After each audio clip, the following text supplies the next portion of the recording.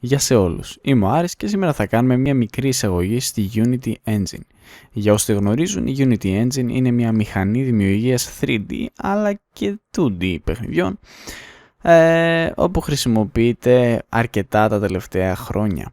Λοιπόν, είναι δωρεάν, υπάρχει δωρεάν έκδοση και η προέκδοση. Εμείς φυσικά θα χρησιμοποιήσουμε την δωρεάν έκδοση για να κάνουμε τη δουλειά μας και θα την κάνουμε και μια χαρά.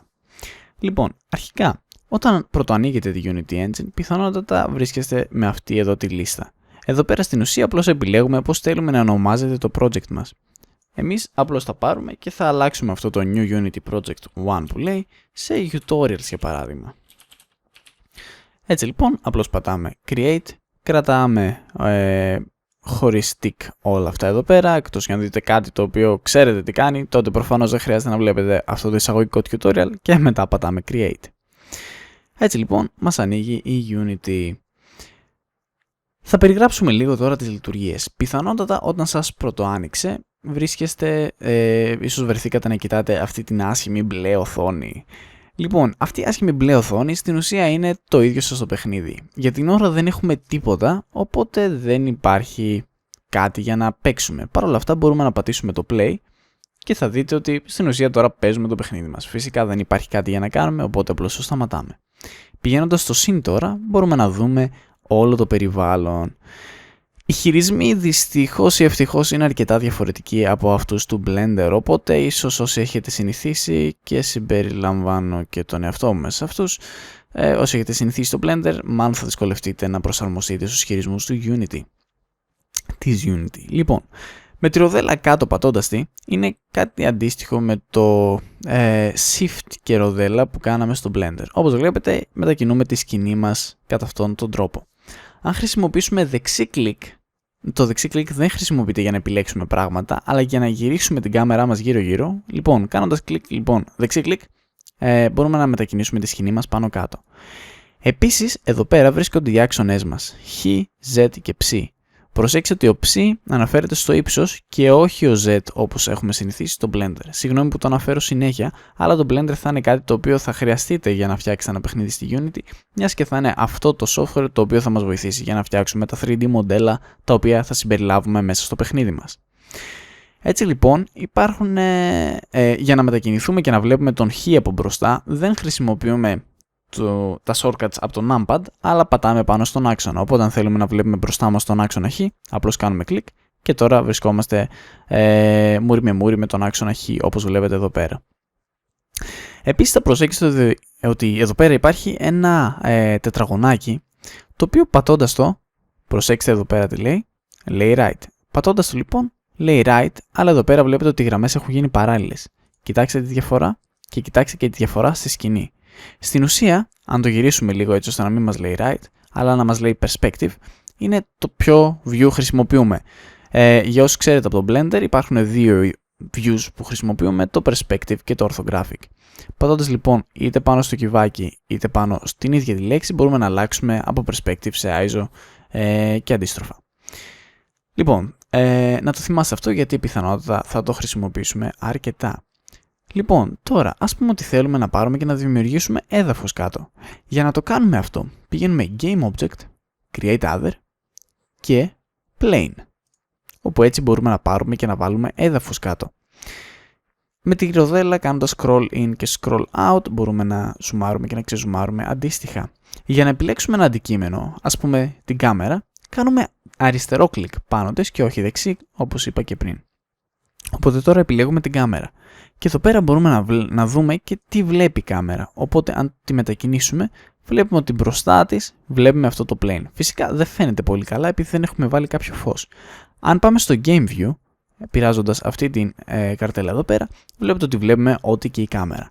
Σε περίπτωση που προσθέσουμε περισσότερες από μία κάμερες, τότε επιλέγουμε ποια θέλουμε να βλέπουμε, ποια θέλουμε να χειριζόμαστε τέλος πάντων, να είμαστε μέσα στο παιχνίδι και να κοιτάμε μέσα από εκείνη. Οπότε είναι χρήσιμο εδώ πέρα να βλέπουμε το camera preview της κάθε κάμερας που θα έχουμε για να πειράξουμε. Ας κάνουμε λοιπόν λίγο πιο όμορφη στη σκηνή μας. Καταρχάς, έχοντας επιλέξει την κάμερα, βλέπουμε ότι εδώ πέρα έχουμε, έχουμε μερικές επιλογές. Καταρχάς έχουμε επιλογές όπως scale, rotation, position. Πειράζοντας το position, ας πούμε, το χ, κρατώντας πάνω τον χ, πατώντας και κρατώντας και μετακινώντας δεξιά και αριστερά βλέπετε ότι την κουνάμε στον άξονα Χ. Αντίστοιχα μπορούμε να πειράξουμε τα rotations, για παράδειγμα άξονας Z είναι αυτός, οπότε αν την περιστρέψουμε θεωρητικά θα αρχίσει να γυρνάει κάπως έτσι. Οπότε πειράζουμε το Z και βλέπετε ότι η κάμερα μας περιστρέφεται κάπως παράξενα θα έλεγα, μάλλον γύρω από τον γιατί πειράζω τον ψ φυσικά. Αν πειράξουμε τον Z φυσικά θα αρχίσει να κάνει κάτι σαν ένα tilt. Οπότε επαναφέρουμε τις τιμές λοιπόν στο 0. Δυστυχώς δεν έχω βρει κάποια shortcuts έτσι ώστε να κάνω πιο εύκολα αυτές τις κινήσεις, τουλάχιστον δεν το έχω ψάξει αρκετά ώστε να βρω. Πάντως σίγουρα δεν είναι το ίδιο με το Blender. Οπότε ας επιλέξουμε για παράδειγμα το έδαφος μας και ας το μεγαλώσουμε λίγο. Για να το κάνουμε αυτό, όπως είπαμε, μπορούμε είτε πειράζοντας το Χ και πρέπει να το κάνουμε για τον κάθε άξονα. Δεν ξέρω αν με κάποιο τρόπο κλειδώνει. Το ψ φυσικά δεν υπάρχει νόημα να το πειράξουμε γιατί είναι plane, οπότε δεν έχει ύψος και πειράζουμε και το Z. Ωραία, για να τα κάνουμε να είναι η ίδια φυσικά θα γράψουμε και στα δύο μέρη την ίδια τιμή. Και τώρα έχουμε ένα ωραίο τετράγωνο έδαφος. Ας πάμε να προσθέσουμε όμως ένα φως έτσι ώστε να είναι λίγο πιο ωραία. Για να το κάνουμε αυτό πηγαίνουμε Game Object, Create Other και εδώ πέρα υπάρχουν διάφορες επιλογές για φώτα. Μπορούμε να βάλουμε Directional Light, Point Light, Spotlight ή Area Light. Εγώ θα πάρω και θα χρησιμοποιήσω ένα Spotlight για να σας δείξω καλύτερα τι κάνουν, γιατί το Directional Light μάλλον θα είναι αυτό που θα χρησιμοποιούμε την περισσότερη ώρα, αλλά δεν μας δείχνει τόσα πολλά για τα φώτα του παιχνιδιού. Βλέπουμε λοιπόν το Spotlight τι μας κάνει. Μας έχει μια ακτίνα και εδώ πέρα κάτω φαίνεται και το πόσο δυνατό είναι το φως. Πειράζοντας λοιπόν αυτά τα τετραγωνάκια που έχουμε εδώ πέρα κάτω, θα δείτε ότι μπορούμε να μεγαλώσουμε και να μικρύνουμε την ακτίνα του φωτός μας αντίστοιχα. Εδώ πέρα μπορούμε να το φέρουμε πιο κοντά ή πιο μακριά, αναλόγως με το μέχρι που θέλουμε να δείχνει το φως. Προσέξτε ότι μέχρι εδώ που δείχνει το φως, μέχρι εδώ που υπάρχει στην ουσία το όριο τέλος πάντων, μέχρι εδώ θα βλέπουμε το φως μας. Οπότε αν κάτι είναι έστω και λίγο πιο μακριά, πιθανότατα δεν θα φωτίζεται καθόλου. Ας διαγράψουμε αυτό το φως πατώντας Delete και ας πάμε να βάλουμε και ένα ακόμη, όπως ας πούμε Point Light. Αυτό έχει λίγο περισσότερες λειτουργίες και ίσως σας εντυπωσιάζει στην αρχή, γιατί μπορούμε να επιλέξουμε ας πούμε μία από αυτές τις άκρες και μπορούμε να το μεγαλώσουμε κατά αυτόν τον τρόπο. Έτσι βλέπουμε με μία πολύ όμορφη αναπαράσταση το εύρος τέλος πάντων του φωτός μας, πόσο μακριά μπορούμε να δούμε. Επίσης, αν πάμε Game View, θα δείτε ότι φαίνεται το φως μας εδώ πέρα και φαίνεται γενικότερα ότι είναι λίγο πιο 3D το μέρος. Αν πάλι πάρουμε και απενεργοποιήσουμε το φως, επιλέγοντας αυτή την επιλογή, το tick εδώ πέρα, και πάμε πάλι στο Game View, θα δείτε ότι φαίνεται σαν ένα... Δεν φαίνεται καθόλου αν υπάρχει βάθος, αν είναι αυτό πιο κοντά μας ή αν είναι απλώς ένα παράξενο σχήμα. Για να το βλέπουμε λίγο καλύτερα, θα πάμε στο scene μας και θα επιλέξουμε την κάμερα και θα τη μετακινήσουμε λίγο πιο πίσω και λίγο πιο πάνω ίσως. Θα την πάρουμε, θα τη γυρίσουμε λίγο ως προς τον άξονα Χ ώστε να βλέπουμε κάπως πιο υπεροπτικά και θα το βάλουμε κάπου εδώ πέρα. Πολύ όμορφα. Τώρα ας πάρουμε και ας επιλέξουμε το φως μας όπου θα το ενεργοποιήσουμε. Θα το πάρουμε, θα το σηκώσουμε λίγο και εδώ πέρα υπάρχουν διάφορες επιλογές όπως ας πούμε το intensity, πόσο δυνατό θέλουμε να είναι ένα φως. Όπως ας πούμε το color, όπου μπορούμε να βάλουμε ας πούμε ένα όμορφο γαλάζιο χρώμα. Βλέπετε ότι το χρώμα έγινε κατευθείαν έτσι. Και μερικές ακόμη επιλογές τις οποίες θα τις χρησιμοποιήσουμε και θα τις αξιοποιήσουμε σε μεταγενέστερα tutorials. Οπότε πάμε στο game και βλέπετε ότι φαίνεται κάπως έτσι. Αυτό που με ενοχλεί πολύ είναι ότι το περιβάλλον γύρω γύρω είναι αυτό το απέσιο μπλε. Για να το αλλάξουμε αυτό πάμε scene, επιλέγουμε την κάμερά μας και εδώ πέρα μπορούμε να επιλέξουμε το background. Θα πάρουμε και θα κάνουμε, εδώ πέρα βλέπουμε την κάμερά μας, βλέπουμε λοιπόν τι χρώμα θα βλέπουμε. Οπότε ας το πάρουμε και ας το κάνουμε ένα όμορφο ήπιο γαλάζιο. Φυσικά ας αλλάξουμε καλύτερα αυτό το φως, γιατί δεν είναι τόσο ωραίο να είναι γαλάζιο το φως και γαλάζιο το background. Οπότε αν πάμε στο game βλέπετε ότι φαίνεται αρκετά καλύτερα, αλλά όχι και ιδανικά για την ώρα. Ας διαγράψουμε λοιπόν αυτό το φως και ας πάρουμε και ας βάλουμε ένα καινούριο το οποίο είναι το Directional Light, το οποίο εγώ προσωπικά χρησιμοποιώ την περισσότερη ώρα. Στην ουσία, αν πάμε και βρούμε αυτό το φως, το οποίο εντωμεταξύ δεν φαίνεται, οπότε θα το πάρουμε και θα το τραβήξουμε. Επίσης κάτι σημαντικό που ξέχασα να αναφέρω είναι ότι πατώντας το F μπορούμε να κάνουμε focus πάνω σε ένα αντικείμενο. Για παράδειγμα, επιλέγουμε την κάμερα, δεν ξέρουμε που είναι. Πατάμε F την ώρα που έχουμε το ποντίκι μας μέσα στο scene και μας πηγαίνει στην κάμερα. Δεν ξέρουμε που είναι αυτό το plane. Πατάμε F και μας εντοπίζει. Ωραία. Τώρα το Directional Light δεν μπορείτε να καταλάβετε και πολύ τι κάνει. Πάντως μπορούμε να το πάρουμε, να το περιστρέψουμε κατά αυτόν τον τρόπο. Ωραία, και αναλόγως φωτίζεται και το επίπεδο κάτω. Στην ουσία είναι ένα φως που υπάρχει σχεδόν παντού σε όλη μας τη σκηνή, αν δεν κάνω λάθος, όπου τα αντικείμενα θα έχουν τις αντίστοιχες σκιές. Για παράδειγμα, ας πάμε να βάλουμε ένα αντικείμενο. Game Object, Create Other και ας βάλουμε μια σφαίρα. Σφαίρα όταν λέω εννοώ μια μπάλα. Ωραία, ας ζουμάρουμε λίγο περισσότερο. Ας το βάλουμε σε orthographic view, στην ουσία σε ISO όπως μας λέει η Unity, και στη σηκώσουμε λίγο πιο ψηλά. Τέλεια. Τώρα λογικά αν πάμε Game View βλέπουμε ότι έχουμε εδώ πέρα τη σφαίρα μας. Βλέπουμε όμως επίσης ότι το φως είναι πάρα πολύ δυνατό. Θα επιλέξουμε λοιπόν το φως και θα επιλέξουμε εδώ πέρα Shadows, όπου θα βάλουμε Soft Shadows. Έτσι τώρα βλέπετε ότι το αντικείμενό μας, ότι τέλος πάντων σε όποιο μέρος προσπίπτει το φως, αποκτάει μια σκιά. Θα κατεβάσουμε λίγο το Intensity. Πολύ ωραία. Επίσης μπορούμε να επιλέξουμε το πόσο δυνατές θα είναι οι σκιές μας, και αυτό είναι κάτι αρκετά ωραίο, το ότι μπορούμε να παραμετροποιήσουμε σε τέτοιο βαθμό τις σκιές μας. Μπορούμε να κάνουμε το softness fade, το οποίο όπως φαίνεται δεν πολύ δουλεύει εδώ πέρα, και διάφορες άλλες επιλογές, όπως ας πούμε το πόσο δυνατές να είναι οι σκιές, το πόσο εύκολα να επηρεάζονται κτλ. Quality settings επίσης μπορούμε να βάλουμε very high shadow και φαίνεται πολύ καλύτερα. Μπορούμε να βάλουμε low resolution και φαίνεται πολύ χάλια. Αυτά θα είναι πράγματα τα οποία θα τα πειράξουμε περισσότερο όταν θα χειριστούμε γενικότερα τις ρυθμίσεις περί ποιότητας για το παιχνίδι μας, έτσι ώστε να το κάνουμε όσο πιο ελαφρύ γίνεται.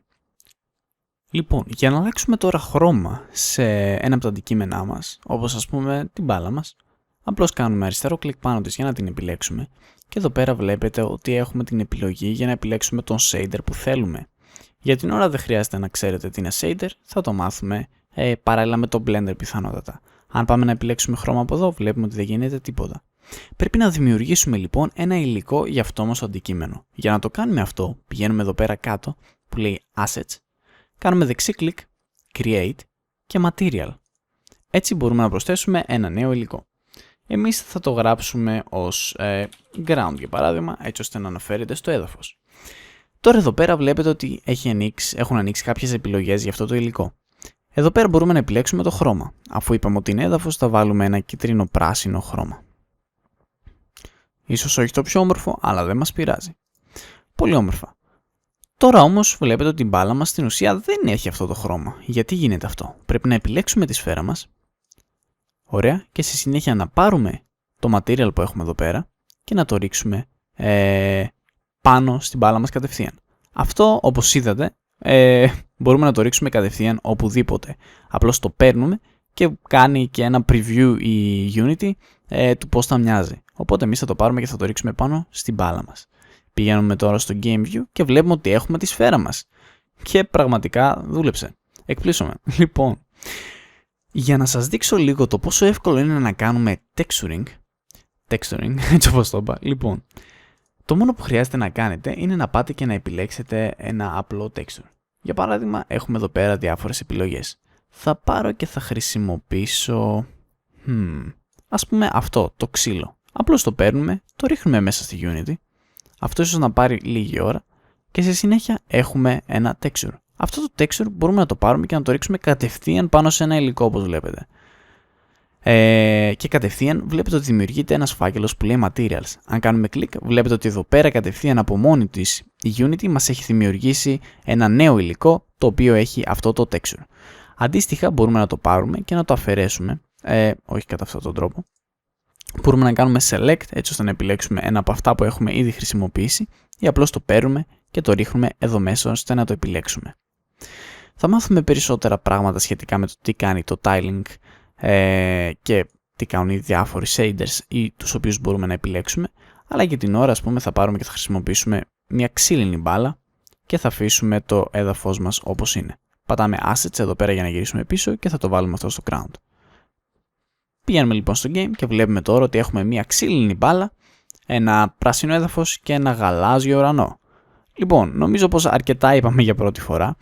Θα τα πούμε λοιπόν στο επόμενο επεισόδιο, όπου θα μάθουμε πώς μπορούμε να κάνουμε την μπάλα μας να κινείται και διάφορα άλλα πραγματάκια τα οποία θα δούμε στη συνέχεια. Είναι χρήσιμο επίσης να μάθετε να χρησιμοποιείτε το Blender προκειμένου να καταφέρουμε να φτιάξουμε μοντέλα τα οποία θα χρησιμοποιήσουμε μέσα στην Unity. Αυτά λοιπόν, τα λέμε στο επόμενο επεισόδιο. Ευχαριστώ πολύ που παρακολουθήσατε. Τα λέμε, μην ξεχάσετε να κάνετε subscribe, like και dislike. Όχι και like και dislike, ένα από τα δύο. Και μέχρι την επόμενη φορά να είστε όλοι καλά. Γεια σε όλους.